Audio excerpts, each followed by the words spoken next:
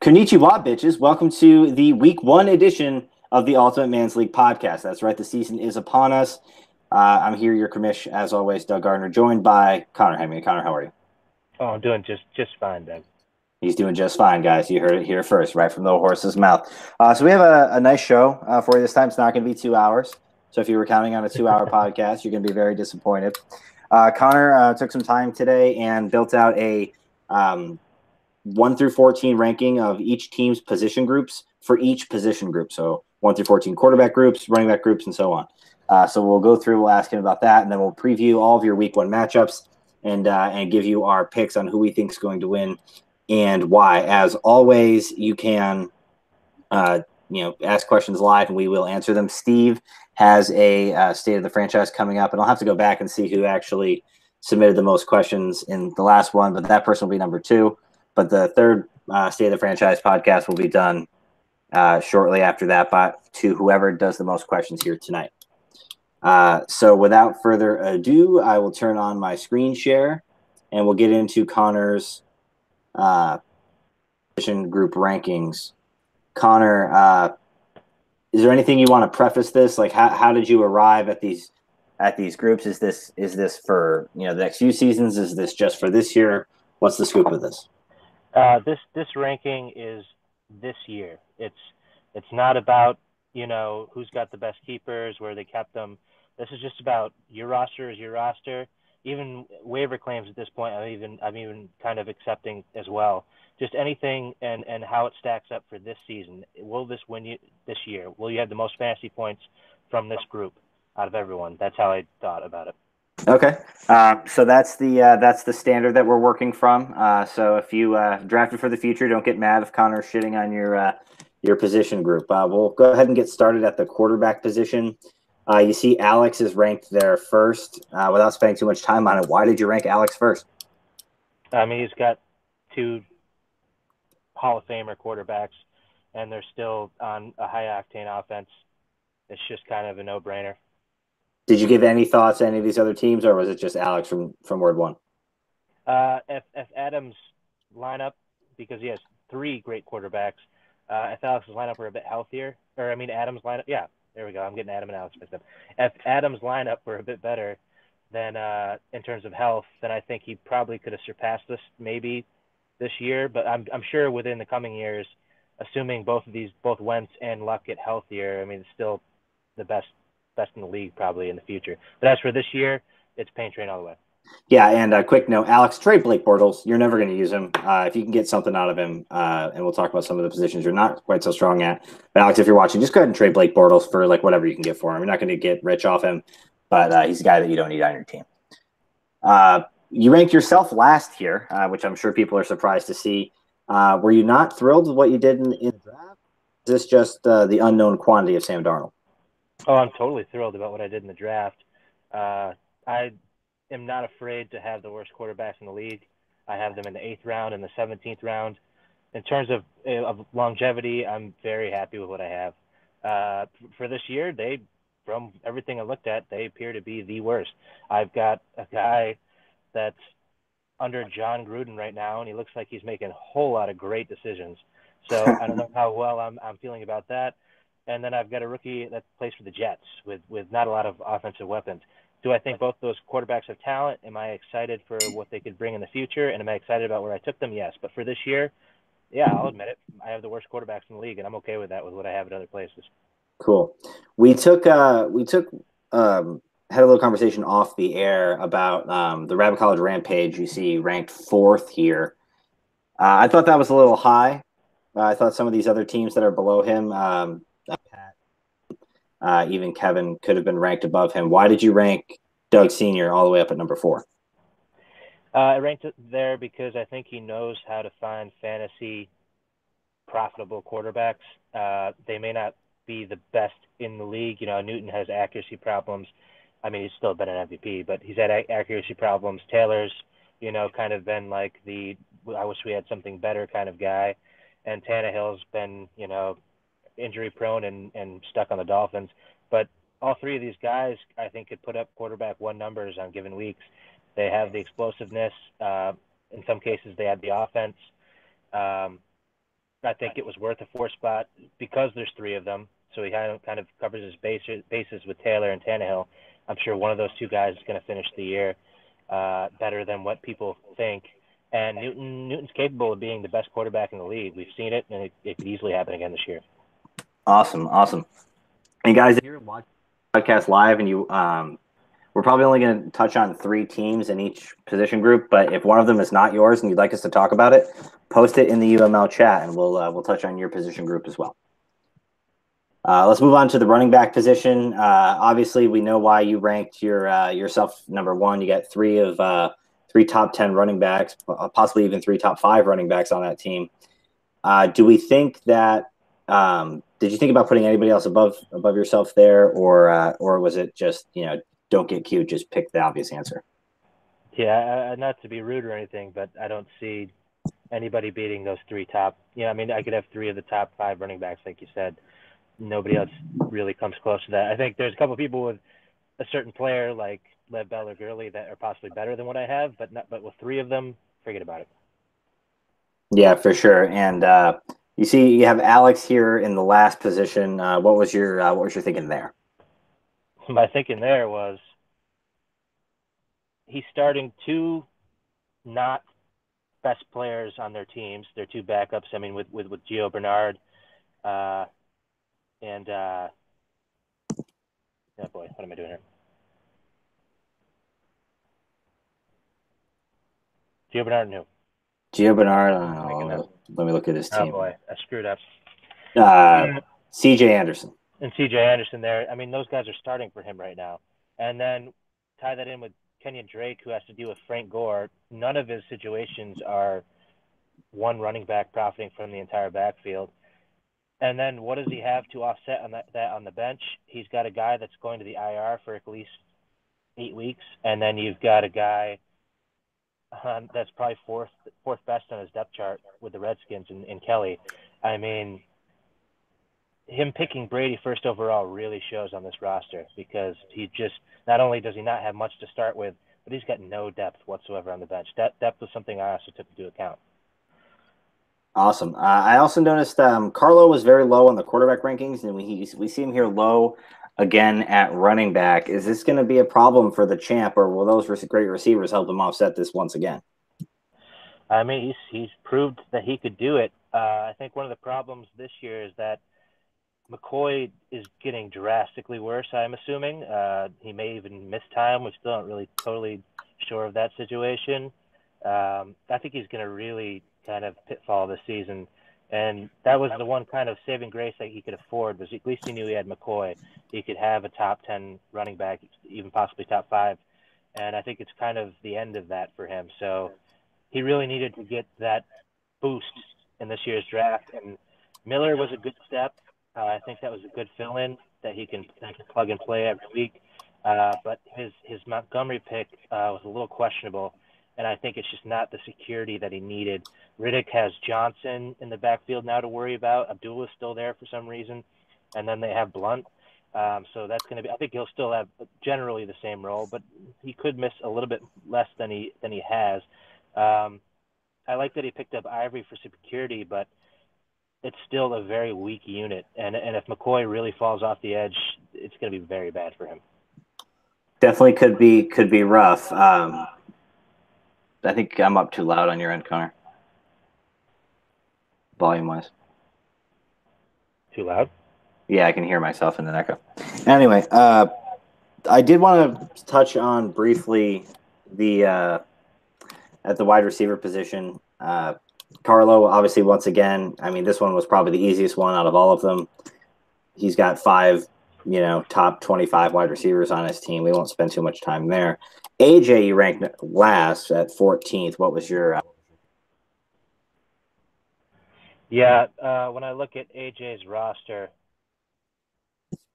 Golden Tate, that sounds nice, but I mean, Kenny Stills is underrated. I'll give him that. So it's not a terrible 2 there. But then you've got Quincy Enunwa in your starting lineup, and all that's left is the wild card in Antonio Galloway. There's a chance that Callaway could start missing time if he acts up off the field. He's still a rookie. It's not a lot of rookie wide receivers have that fantastic this season to start. And in that wide receiver core, you've got Gordon coming back, and you've got Landry there to really eat up a lot of the catches. So I just think not only is it not the best starting unit, but there's also no depth yet again. The depth is another big key on how I ranked these teams, and he has no depth whatsoever. Yeah, there's some good veteran receivers on the waiver wire here. If AJ wants to go and Darren Sproles and cut Jonnu Smith and grab two good veteran receivers, I think this group looks a hell of a lot better than it does now. Yeah. For sure. I wanted to mention, obviously everyone noticed Tim taking all of the wide receivers in the draft this year. Why him at number 5 versus lower? There's a lot of similar groups you said off air. Again, depth really matters, especially in these kind of middling rounds. I found 5 through around 10 were particularly difficult to rank, and I kind of gave him the edge because he has that super upside in Gordon. He's got that constant in Thomas. He's got a speedy, big-time play guy in Goodwin. That's an awesome starting 3 right there. And then you've got Aguilar on the bench. You've got Godwin, everyone's raving about. You got Kenny Galladay in those smooth routes. You've got Paul Richardson, who's potentially the number 1 in Washington. You got Dede Westbrook in an offense where Lee has gone down. And, I mean, all of those are great options. And, I think he should probably package some of those guys up and make a deal to improve some of the other spots, especially like running back. But, I mean, he's got everything of depth you could ask for. He's going to be flying through the bye weeks at wide receiver with absolutely zero issue. So I thought he deserved a little bit of a nod over some of the other guys with some similar talent and a lot less depth. Yeah, and to be ranked this high, Tim had no receivers going into the draft. This is how you fix a position group in one draft. We said during our draft review podcast that he overdid it a little bit. You probably have about 2 fewer wide receivers on this team, but definitely a very interesting and a mostly young group too, for what that's worth. Mm-hmm. Moving on to the tight end position, you had Kevin ranked number 1. Why don't you give us your behind that? Well, part of it's because Reed's still healthy, so as soon as he goes down, I would suppose that would probably change possibly. But with Walker there and Reed there, that's 2 top tight ends, which most people don't have already because of how thin the position is. But on top of that, he's got Njoku sitting on his bench, still a little bit raw and younger, but the fact that he's got 3 guys that could really, really perform this season means to me that's the number 1. Yeah, for sure. I mean, 3 good tight ends is in a league where you really only usually have 1. Having 3. I said, most of the league has 1 good one, and then a little dud to back it up that might get you like 5 to 10 points. AJ finds himself at the bottom of another positional group. Why? I think for one thing, man, he could have scooped up Antonio Gates a few minutes ago, but Pat just beat him to that. Really, really would have helped him because if you look at that, he's got Jesse James, who's injured with a back problem and not even potentially the starting tight end for Pittsburgh, and he's got Jack Doyle, who's also sharing time with another guy. He doesn't even have a tight end that is going to be on the field for a majority of the plays. And to back it up, he's got Jonnu Smith. That's great for the future, but I don't see him starting this year. Maybe if that toe injury upsets Walker enough for week 1, but by week 2, I'm pretty much guaranteed he'll be back on the field. So he's got pretty much almost a bunch of backup tight ends at this point, even though it doesn't really seem that way. And to me, that just made the group that much weaker compared to, one person who, like myself, for instance, I have Greg Olsen. Yeah, Jared Cook is garbage, but I have a premier tight end, and most people at least have that one. Yeah, for sure. Are there any other of these tight end groups you want to touch on before we move on to the week 1 preview? I really wanted to bring up Nate. I think he's showcasing how you improve and how you have a shot to win at the end of the year. Immediately, it's only been a week from the draft. He looked at his roster, saw that he only had one tight end. Huge whoops, bad mistake from the draft. I mean, if you're going to have one tight end, though, he had the right one. Well, yeah, I mean, it's rough. But that's what makes it so much more impressive is that he picked up Ryan Grant, probably the best option at tight end still available. He scooped him up right from under me. I was actually put in a claim for him, and he stole him. But he threw that in there. He knew he needed to correct his mistake, and he has. And then he even, for added assurance, he even picked up Herndon, the New York Jets' possible starting tight end, as more of a bench depth. You got to make these kind of moves. You got to constantly be looking at what's going to make my roster better. What can I put a claim in for this week? You don't win the league when you put in 0 claims for the year, which some people pretty much do. And it definitely shows on your record. And I think, Nate, this is a perfect example of how you can fix that. He's now got the second best tight end rank, obviously because Gronk mostly. But that little move really tweaked his roster enough to really put him up there. Yeah, and we haven't seen much of Chris Herndon, so who knows? Like he could end up being a good player. There's not a lot else to throw the ball to on the Jets. And you know, Nate's probably not going to win the league this year. I think he'd freely admit that himself. But this is the type of thing that good teams do, and it's the type of things that people that win the first pick tournament do. Yeah, and he could definitely find himself in that area next year. Good on you, Nate. We approve. If there's no questions about the positional rankings, we'll go ahead and switch gears. Week 1 preview. Don't really have a game of the week offhand. Let's see if we can pick one on the fly.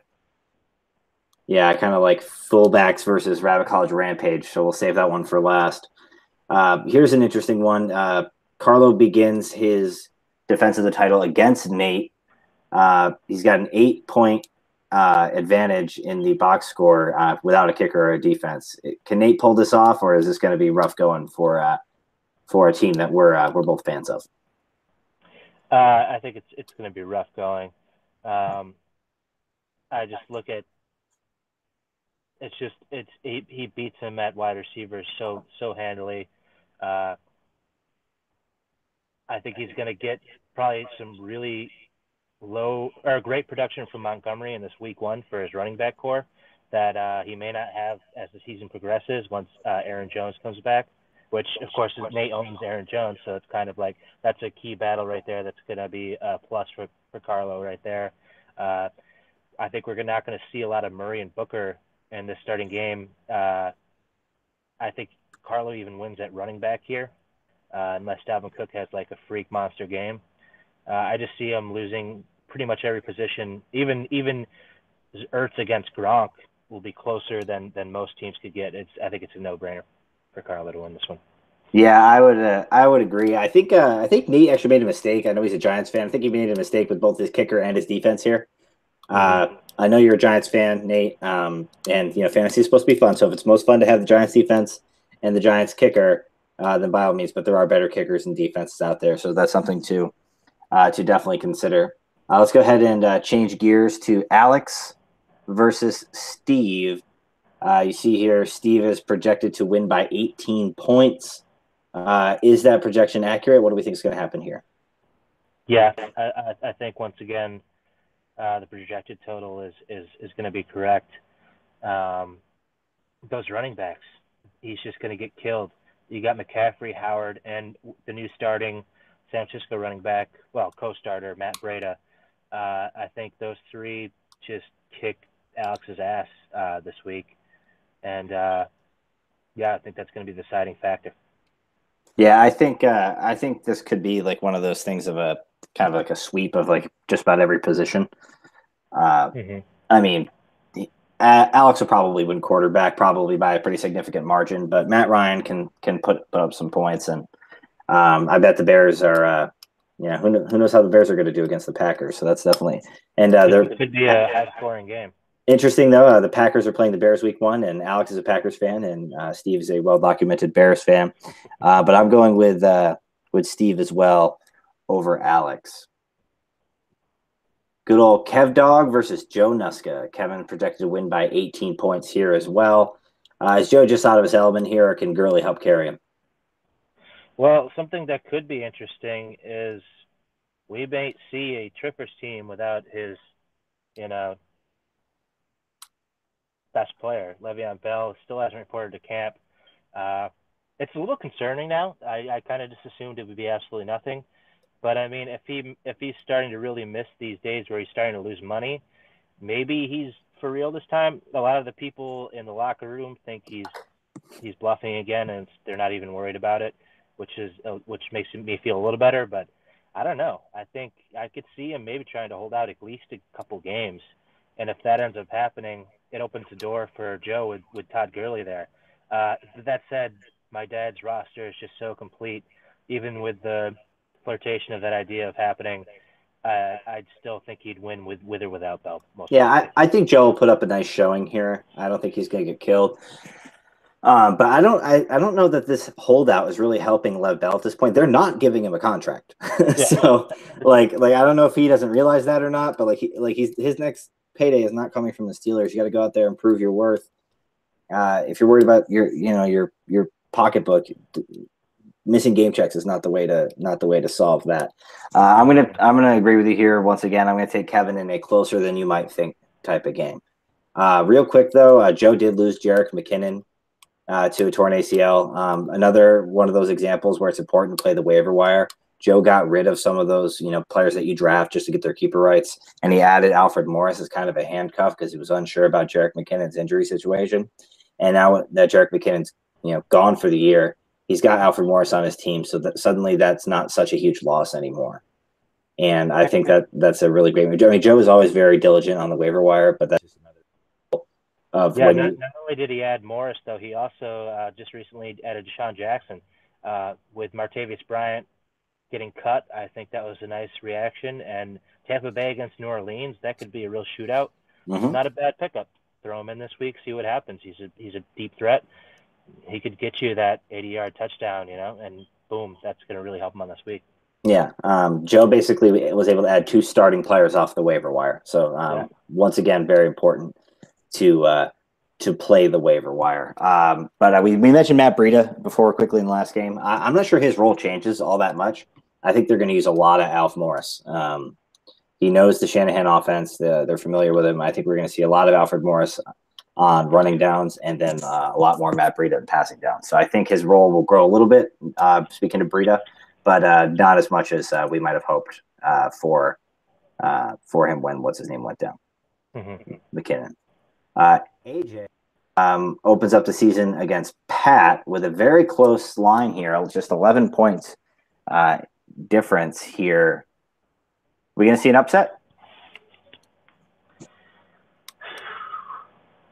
I'd say having Sony Michel there is a little questionable, I would say. Not just because he has the questionable label there, but I think, if Marlon Mack can't go and he has to play Sony Michel, that could be a glaring hole that could give Man Bear Pig a bit of a chance. That being said, I think if you look at the check marks there, it's still a lot in Pat's favor. I think it will. I think you're right, though. I think it could be close. I'm still going to go with Pat here, though. Yeah, I have a hard time. I just think Pat's roster is better, but this would not surprise me at all if AJ wins this one. AJ has, gotten a lot better, frankly, in the couple years he's been. And he's going to be in a position here. He's got some guns now. He's got Saquon Barkley. He's got Jared Goff appears to be good. He's got some good players here, but I don't know. I don't. 12 points projected for Joe Flacco seems low too, for what that's worth. But the Bills are not good, even on defense. So I'm going to pick Pat, but Pat should not feel too comfortable over there. Not at all. My Muppets take on my brother's Penguins. There's a 17-point differential. Tim still needs to add a kicker, so we'll call it a 10-point differential or whatever. What's your thoughts on this one? I think your brother's going to look pretty good for week one. He's still going to have Carlos Hyde available to him. Frank Gore, we'll see what he can do. His running back core looks like they're going to have a good outing. I just think in terms of the complete package, he's still going to have to start Mark Andrews right now. So even though you only have Howard and Butt, there's a chance that you could really spread it with what Eifert's going to do, depending on how well Cincinnati comes back this year. And I just think you have a more complete team. I think this is going to be another close one. I think we're going to have to see what Jimmy G can do now with the offense in a new year. We got to see if Josh Gordon's going to play or if he's going to play much. There's a lot of reports that he might not play. That could be a really deciding factor on who wins this one. I don't know. He's got a lot of receivers to replace him with. Well, that's true too, yeah. But Josh Gordon's got that big time, kind of hopes. But either way, I think you're going to win out, but I think it will be very close. Yeah, Tim with a nice move, by the way, snagging the Bears defense. I think they're going to be a good group. I see that they're playing the Packers. But bad this week for Packers, but I was tempted because their 2 through 5 schedule is very nice. I think he's going to be enjoying that for weeks to come. Yeah, take your 2 points week, and then you're in a good spot going forward there, Tim. So you're picking the Muppets to win. We have not disagreed on a single matchup yet there, Connor. I feel like we're also going chalk. That's typical. We don't know how the season's going to turn out yet. Yeah, that's true. That's fair, dog. Ray's got Adam in week 1. You see the line's just about even. Ray doesn't have a kicker yet, so we'll say Ray by 10-ish. What's your thing here? What's your thinking?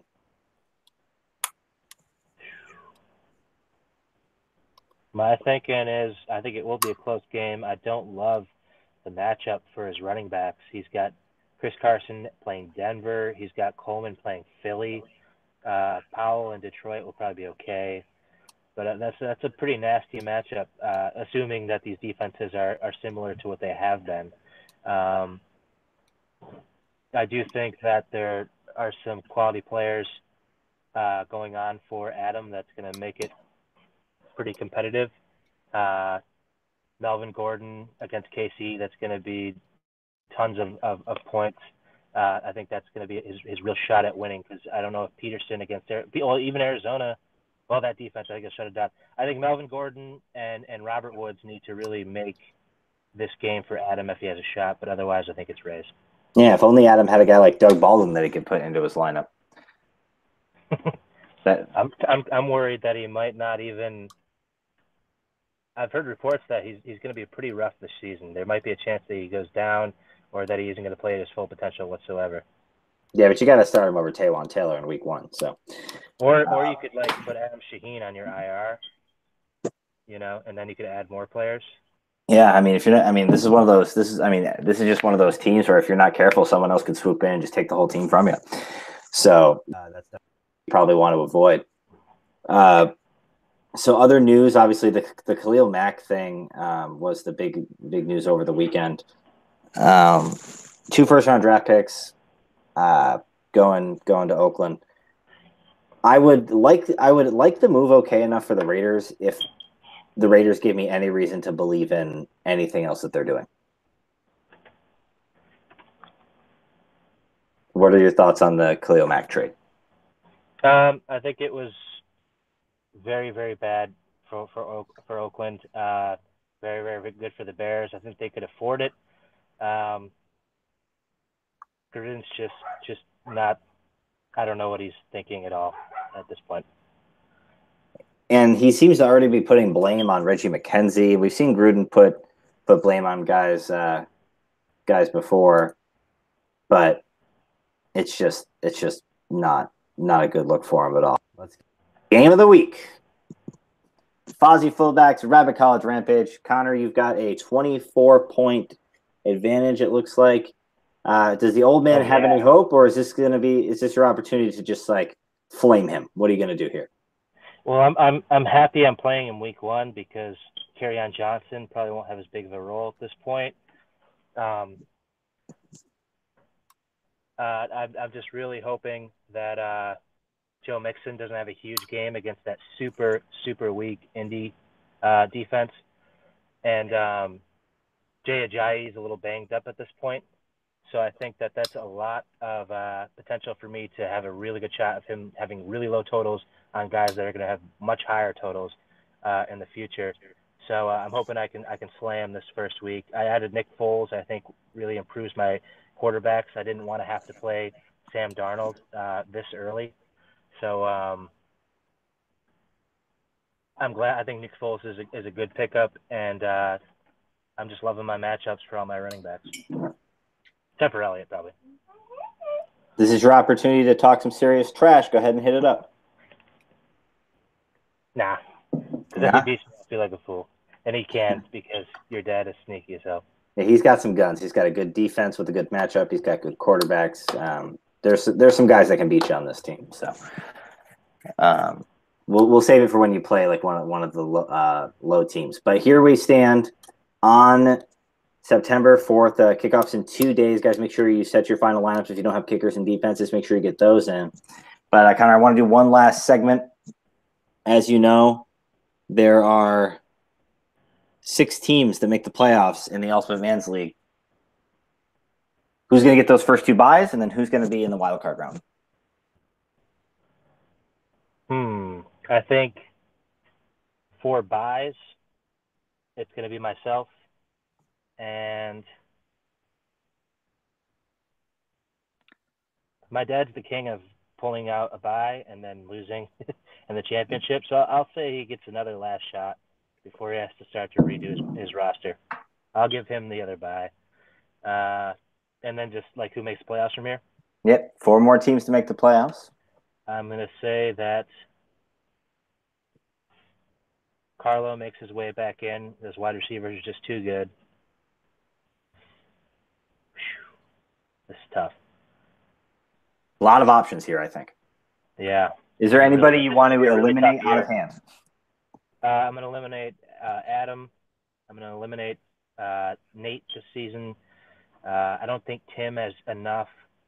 Alex is not making it.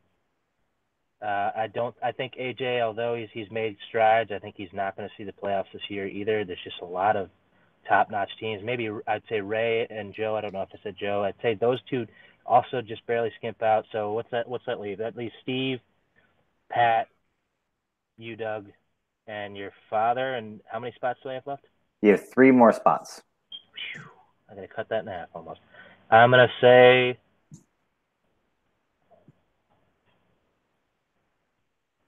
Doug Sr. Steve's going to make it for the first time, I think. And, I believe so, yeah. I'm going to put you in there, Doug. Not in that order. I'm just saying the 3 that I think. I think Pat, there's a chance that Pat might get pushed out. I think Pat and Steve are going to be really at each other's throats this season.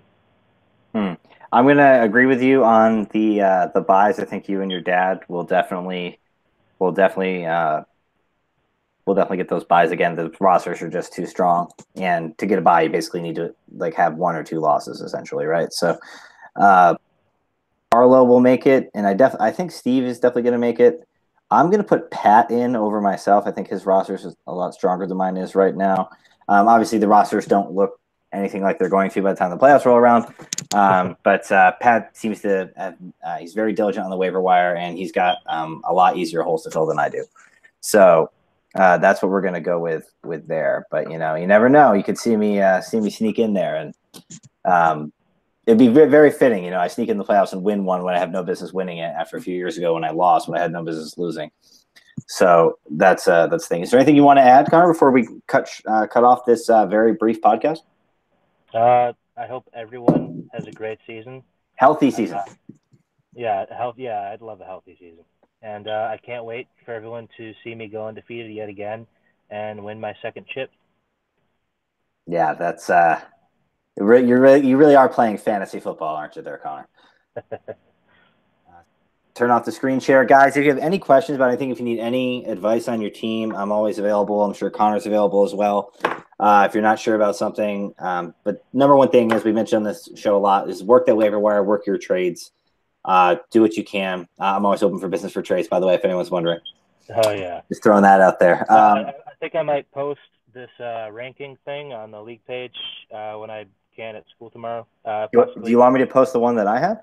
That's already... whichever way, and then you can comment and yell at me or tell me I'm right, whatever you prefer. Probably more yelling, but argue with me, whatever. Do whatever you want with that. Hell yeah.